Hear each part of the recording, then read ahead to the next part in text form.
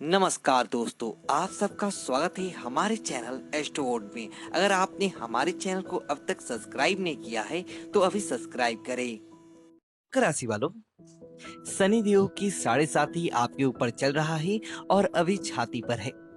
2022 अप्रैल में शनि देव की उतरती हुई 7.5 शुरू हो जाएगा और जो 2025 तक रहेगा।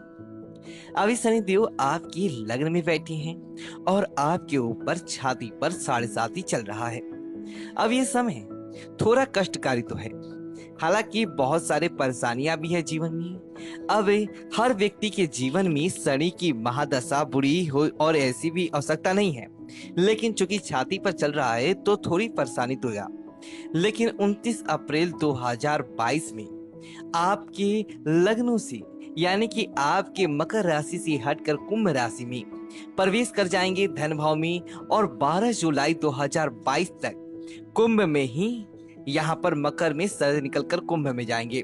तो शनि देव के कुंभ में जब 12 जुलाई को आएंगे तब आप मकर वालों आपको थोड़ी सी राहत मिलेगा।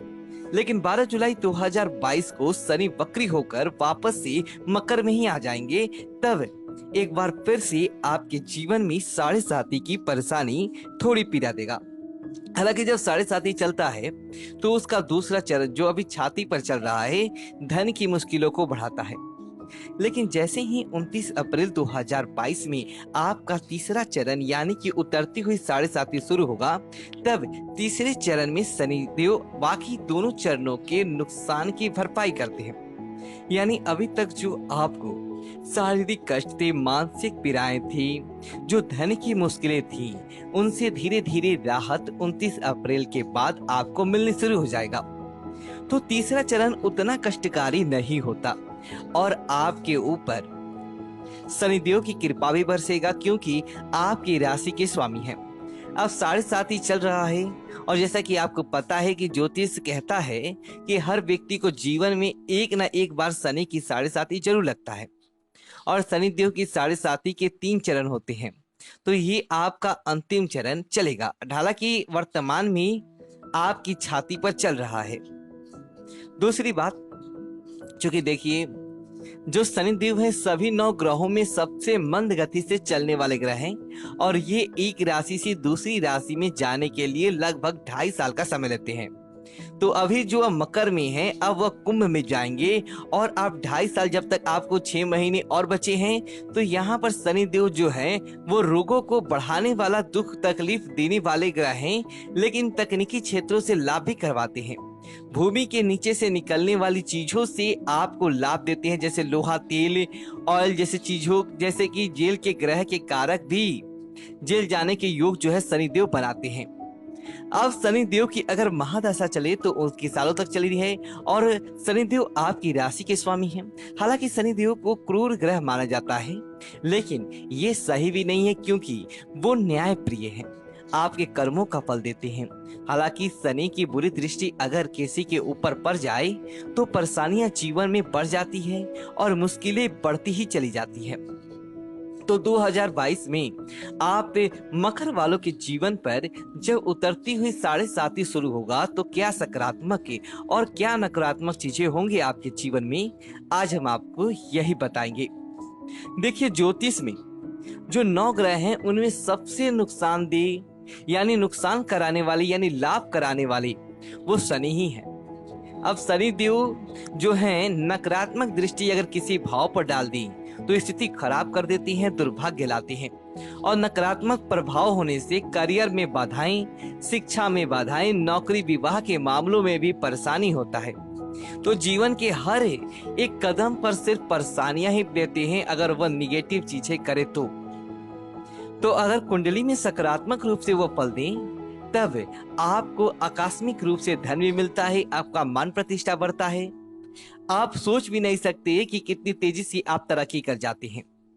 अब चूंकि यहाँ पर आपके लग्न के स्वामी है मकर वालों के, तो ऐसे में आपके ऊपर छाती पर 7.5 है, लेकिन उतरती हुई 7.5 में जो अभी आपके जीवन में शनिदेव की 7.5 की वजह से माता पिता के स्वास्थ्य में कष्ट था, जो आपकी वैवाहिक जीवन में रिश्तों में दूरियां थी, जो अलगाव की समस्या आ गई थी, जो आपके स्वास्थ्य में परेशानियां थी, यहाँ तक कि नौकरी व्यापार में मुश्किलें आ रही थी, जो धन की निगेटिव चीजें हो रही थी, धन आकर भी नहीं ठहरा था, उनमें थोड़ी राहत मिलना धीरे धीरे शुरू हो गया था।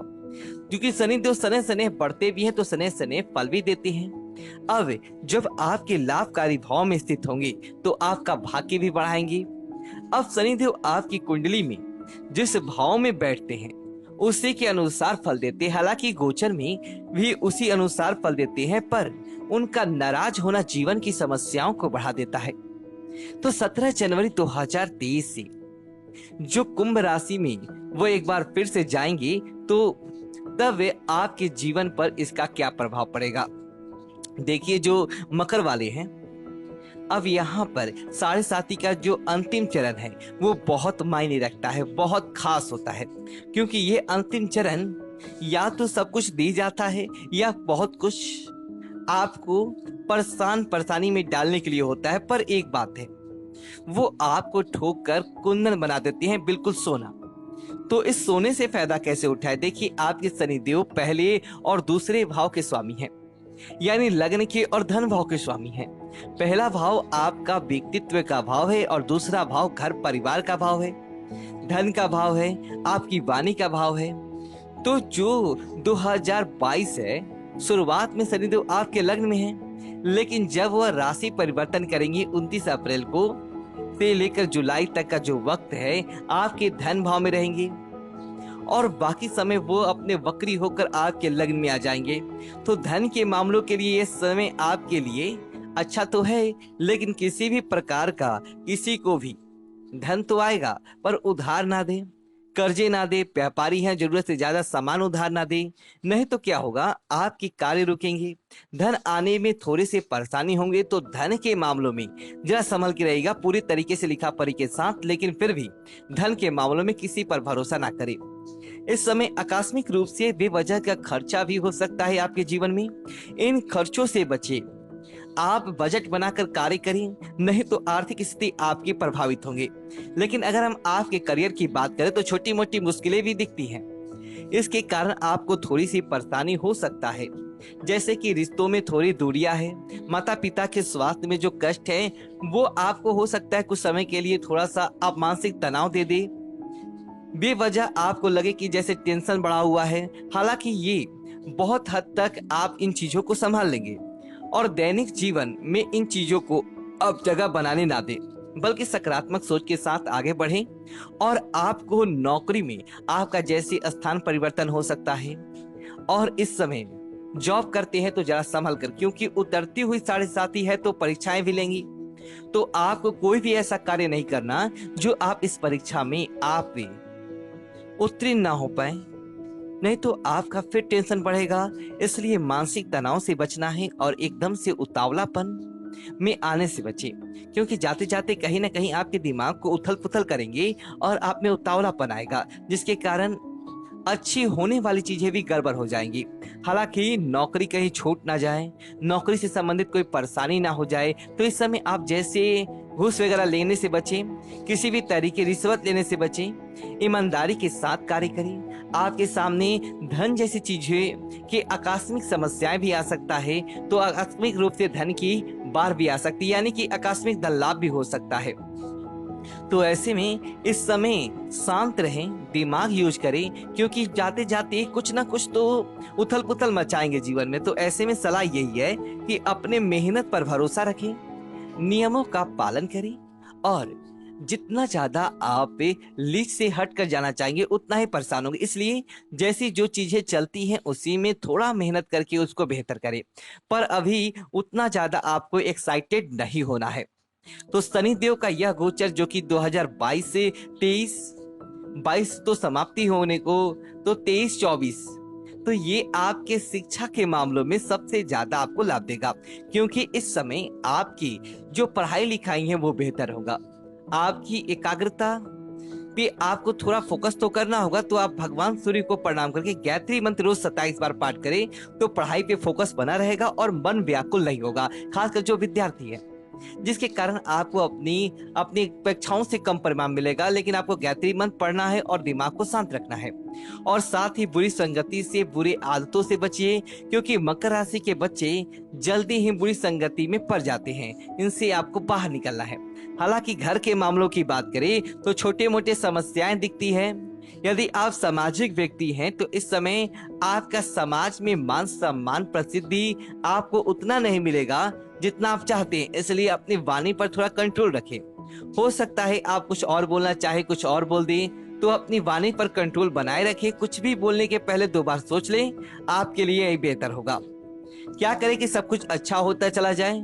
1-2 रोज सुबह हनुमान चालीसा पढ़ने का अभ्यास बनाएं, या फिर शाम के समय हनुमान चालीसा नहीं भी पढ़ते हैं तो शाम में शनि चालीसा पढ़ ले। ओम शनि से कम से कम 108 बार जप कर ले। शनिदेव के बुरे प्रभाव को कम करने के लिए ईमानदार रहें, अपने से बड़ों का रिस्पेक्ट करें। अब आपके अंदर जो लोग काम करते हैं उनका सपोर्ट करें। हर किसी से भी आप, जैसे हो सकता है निचले स्तर पर जो लोग काम करते हैं उनको खासकर सम्मान दें, और खाने पीने की वस्तु शनिवार के दिन जरूर उनको दें। साथ ही साथ आप शनिवार के दिन सात्विक भोजन ग्रहण करें तो आपके लिए अच्छा होगा। तो हम आपसे विदा लेते हैं दोस्तों। वीडियो को लाइक करें और कमेंट बॉक्स में ओम नमः शिवाय लिखकर हमारे चैनल को सब्सक्राइब करें। धन्यवाद दोस्तों।